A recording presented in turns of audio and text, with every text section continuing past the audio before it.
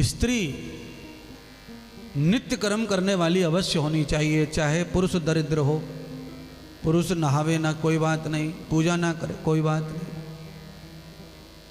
पर घर में स्त्री को पूजा पाठ ध्यान भजन दान सेवा में नित्य अपना रुचि रखनी चाहिए। उससे क्या होता है महाराज? उससे ये होता है कि घर में अगर कयाधु जैसी महिला है तो पीढ़ी दर पीढ़ी सारे पति के वंश को तार सकती है। अगर महिला धुंधली जैसी है तो घर का सर्वनाश पक्का समझो। महिला के अधीन है घर। मनुस्मृति में लिखा हुआ है कि घर में पति दारू पीता है, जुआ खेलता है, औरत के साथ घूमता है, अनेक औरतें अनेक सब चीजें करता है, पर उस घर की महिला पवित्र है, उस घर की महिला धर्मात्मा है, निष्ठावान है, पति को भी मानती है और अपने नियम धर्म भी मानती है, पति के बारे में जानती भी सब है, तब भी सब भुला देती है, कुछ भी पकड़ के नहीं बैठती है, तो वो घर कभी भी बर्बाद नहीं होगा, वो घर बचा रहेगा। पर जिस घर की महिला इस तरह की पति के समान है, उस घर को कोई नहीं बचा सकता। ब्रह्मा विष्णु महेश भी नहीं बचा सकते, कोई कथा ग्रंथ नहीं बचा सकते। इसीलिए महिला को हमेशा सुधरा हुआ चाहिए, महिला हमेशा पवित्र चाहिए। पुरुष भी चाहिए, पर महिला कंपलसरी अच्छी होनी चाहिए, धन्य होनी चाहिए, पवित्र होनी चाहिए।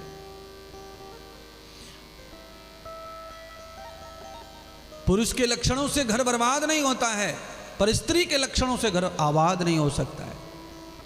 मकान गिर जाए, मकान को पिता के समान समझ लो, संरक्षण देने वाला, पर मकान के बगैर भी जीवन जिया जा सकता है, धरती के बगैर नहीं जिया जा सकता।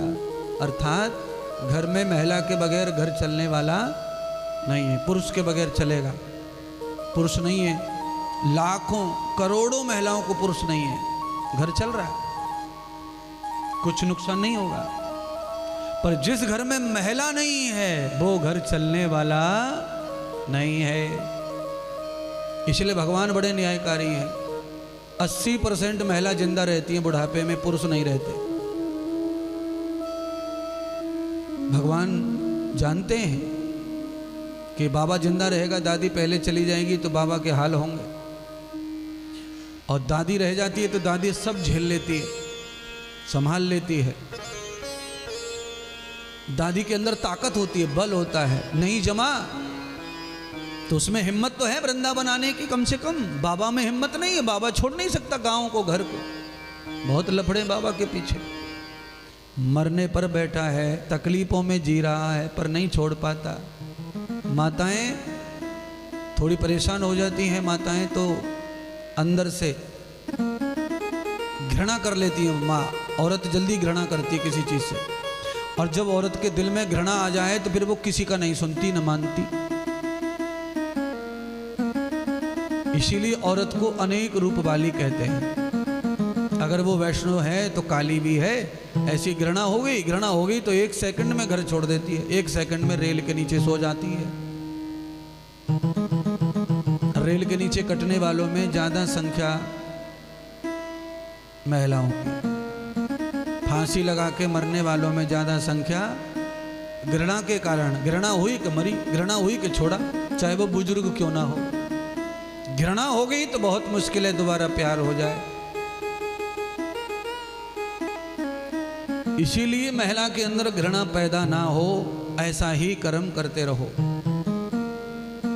गुस्सा हो जाए ठीक है, सब हो सकता है, अच्छा। घृणित हो जाए तो मुश्किल लगता है।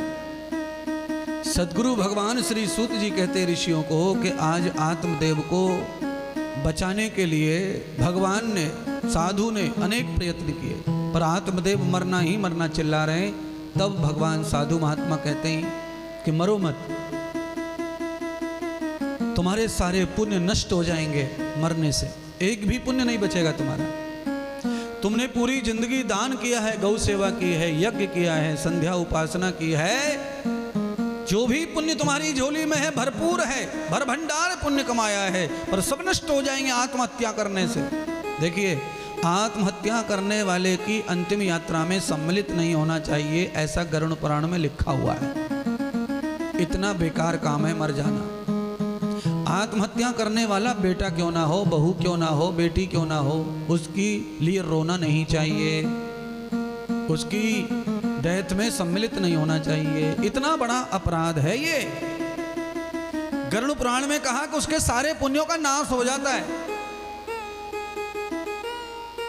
और जिसके पास पुण्य है नहीं उसकी यात्रा में जाना भी अपराध है, पाप है, पाप के साथ पाप है। इसीलिए आत्महत्या करने वाले की सब यात्रा में जाना, शमशान में जाना या उसके लिए रोना, ये अपराध है, पाप ही है। अब ये तो बड़ा मुश्किल है मेरी बात मानना, कोई माने। कम रोएंगे पर रोते तो हैं। पर बेटा मरता है तो लोग रोते ही हैं, कारण कुछ भी हो। पर उसने अपने पुण्यों का नाश कर लिया। आत्मदेव को समझा रहे। ये भागवत कलयुग में इसलिए तो सुननी चाहिए, इसीलिए मैंने आज कथा को बदल दिया। कथा का विषय, कथा का भाव, कथा का व्याख्यान चेंज हो गया। क्यों? श्रीमद् भागवत में ही वो गुण है जो काल को भस्म कर दे। काल, व्याध, मुख ग्रास। इस श्लोक का आधा ही हिस्सा मैं पढ़ रहा हूं जब से, इतनी देर से। इस श्लोक के इतने से हिस्से पर व्याख्यान कर रहा हूं।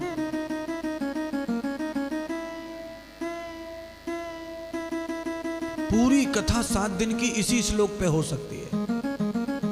यही तो है प्रवचन। और कलयुग में क्या सीखना है? कलयुग से बचना है।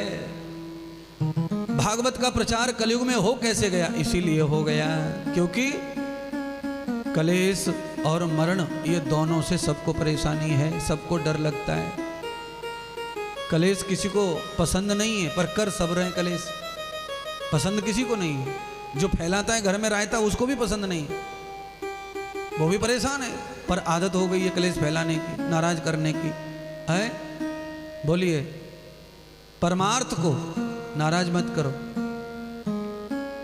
और कोशिश करो कि जिसकी वजह से तीर्थ हो रहा है, जिसकी वजह से यात्रा हो रही है, जिसकी वजह से आने को मिलता है, ऐसे परिवार वाले को नाराज कभी मत करो। पति हो, सास हो, ससुर हो, कोई भी हो, जो आपको रोक नहीं रहा, पैसे दे रहा है, जाने दे रहा है, कह रहा है, तो ऐसे आदमी को नाराज मत करो। ऐसे आदमी को कष्ट मत दो, दुख मत दो। ये भी नरक में जाने वाला काम है। जो तुम्हारे धर्म में, तुम्हारे कर्म में, तुम्हारे पूजा में अविरोध खड़ा करे, उसके साथ आपको जो करना है करो। पर जो तुम्हारे पूजा पाठ और नित्य कर्म में बाधक नहीं है, उस आदमी का एहसान मानो, उसका धन्यवाद मानो, उसके लिए खड़े रहो, सेवा करो। सदगुरु भगवान सूत जी ने कहा कि आज आत्मदेव ने अंतिम कहा कि अगर बचाना चाहते हो तो मुझे जीने का जरिया दे दो। क्या जरिया चाहिए? तो कहा मुझे पिता बनाओ। मैं औरत की वजह से मरना चाहता हूँ, कम से कम जीने के लिए कुछ तो हो। मेरा धन, मेरा मकान, मेरा दुकान। ऐसी औरत है, उसे खुद का ही नहीं पता कि वो क्या कर रही है, तो वो घर मकान दुकान को कैसे संभालेगी? तो मेरे मकान दुकान संपत्ति को संभालने वाला मुझे दे दो, फिर मैं जीऊंगा, जो मेरा भी ख्याल करेगा। तो आत्मदेव ब्राह्मण ने जब ये तृष्णा बताई पुत्र की, बच्चे की, तो भगवान साधु के रूप में उपदेश करने लगे। कहा, ये ब्राह्मण, ये जो तुम्हारे अंदर तृष्णा पैदा हुई है, यह तृष्णा तुम्हें भी तुम्हारी पत्नी की तरह दरिद्र बना देगी। आज तुम्हारी पत्नी की वजह से दुखी हो, कल तुम तुम्हारी वजह से दुखी रहोगे, छुपे छुपे फिरोगे। क्योंकि पुत्र तो, बच्चा तो तुम्हारी पत्नी से ही आएगा ना। और पत्नी ऐसी है तो उसका बालक कैसा होगा, तुम कल्पना करो। तुम्हारे जैसा नहीं होने वाला है, क्योंकि बच्चे हमेशा पिता पर नहीं, मां पर ही ज्यादा जाते हैं। ध्यान रखो, कठिन हो जाएगा। महात्मा समझा रहे हैं कि बच्चा मां पे जाएगा, मां पे जाएगा, मां पे जाएगा, और मां पे गया तो तेरा नाश कर देगा, तुझे जिंदा ही जला देगा, तुझे जिंदा मार डालेगा। सब डर दिखा रहे, सब डर। पर आत्मदेव के मन में पुत्र की इच्छा पैदा हो गई, जिद पकड़ गया, नहीं, मेरा सब कुछ नष्ट कर दो, सब ले लो, पर मुझे पिता बना दो, मेरा एक बेटा दे दो। तो भगवान है, साधु के भेष में ही तो कृपा कर दी, महात्मा के पास में जो फल पड़ा था थैली में वो फल दे दिया। वैसे वो भागवत के अनुसार वो फल क्या था? चीकू का ही फल था, चीकू। चीकू। अब आप कहेंगे चीकू का खाके कैसे कोई बच्चा हो सकता है? बस यही तो बात है।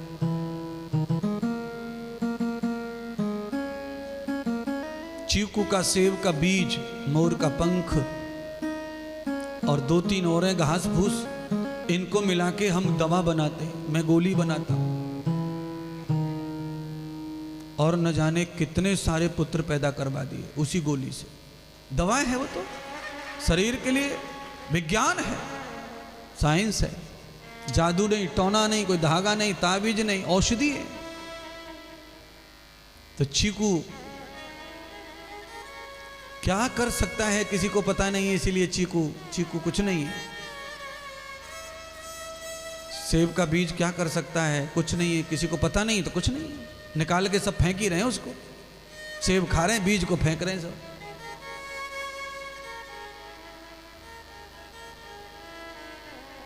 आज मैंने पहली बार आधा फार्मूला बताया है गोली का। आधा फार्मूला है ये, आधा नहीं बताऊंगा क्योंकि जो ओपन है वो बता दिया। अब तुम में से कोई इस फार्मूले को घर में अपनाओ, चीकू के बीज खिलाओ, मोर की पंख खिला दो, मार दो, कुछ भी करो, कुछ नहीं होगा।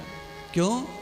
साइंस, विज्ञान तब ही सफल होता है जब वो पूर्ण हो जाए। सफल होगा तब ही। आधा विज्ञान कभी आधा ही रहेगा, वो कभी सफल नहीं होगा। अंत में आत्मदेव ब्राह्मण ने वो फल ले लिया और भगवान नारायण ने सारे पुण्य ले लिया आत्मदेव के। अब इस कथा को इस तरह सुन लो, थोड़ा जल्दी समझ में आ जाए। अब ये कथा ये सिखाना चाहती है कि पुत्र की प्राप्ति किसी की भी घर में होती है तो वो तब ही होती है जब यजमान का पूरा पुण्य नष्ट हो जाता है। पुत्र, बेटी पैदा हो जाए तो पुण्य नष्ट नहीं होते। अगर बेटा पैदा हुआ तो तुम्हारे पूरे पुण्यों का फल है, बेटा हो जाए, पर एक भी पुण्य शेष नहीं रह जाता फिर जीने के लिए। बेटा तो हो गया, इसलिए हर आदमी को पहला बेटा ही होना, पहला बेटा ही होना, पहला। बड़ी खुशी है, बड़ी, अरे पगले, खुशी तो है बेटा होना, पर तेरे पास में पुण्य नहीं है। अब तुझे पुण्य करने चाहिए, इसीलिए बेटा होने पर आदमी पुण्य नहीं रहता। इसलिए क्या नियम है? बेटा होने पर दान करो, मिठाई बांटो, पकवान खिलाओ, लोगों को भंडारा करो, दान करने जाओ, गौ सेवा करो। ये पहले से ही परंपरा है। अच्छा, बेटा होता था, पहले बेटा होता था तो अपन दान करते थे ना बहन भांजी को, है? भाभी के बच्चा हो रहा है, ननद आ गई, साड़ी दे दी, कपड़ा दे दिया, सोने का अंगूठा दे दिया, ये सब चलता था पहले। बेटा हुआ है, काम वालों को दान कर रहे हैं, इसको अनाज दे दिया, इसको साड़ी दे दी, गांव के पंडित जी को बुलाया, जिमा दिया, उसको भंडारा कर दिया, दान दे दिया, सीधा भर दिया, अन्न दे दिया। ये क्या है? बेटा होने की खुशी में दान क्यों करते थे? क्योंकि पुण्य खत्म हो जाते थे। इसीलिए बच्चे को स्वस्थ रखना है, बच्चे को आयु देनी है, बच्चे को बुद्धि अच्छी हो, उसके लिए माता पिता के पुण्य होने चाहिए। जिन माता पिता के पास पुण्य की कमी आ जाती है उनका बेटा दुष्ट हो जाता है, नालायक हो जाता है, आज्ञा पालन करने वाला नहीं हो सकता। जिन माता पिता का पुण्य है उन माता पिता का बालक आज्ञाकारी रहता है, सदाचारी रहता है, पूजा पाठ धर्म मानने वाला रहता है। और जिन माता पिता के पास पुण्य है ही नहीं, बचता ही नहीं है, उनके बालक जो हैं उन्हें छोड़कर अलग विचार में चले जाते हैं, अलग दुनिया में।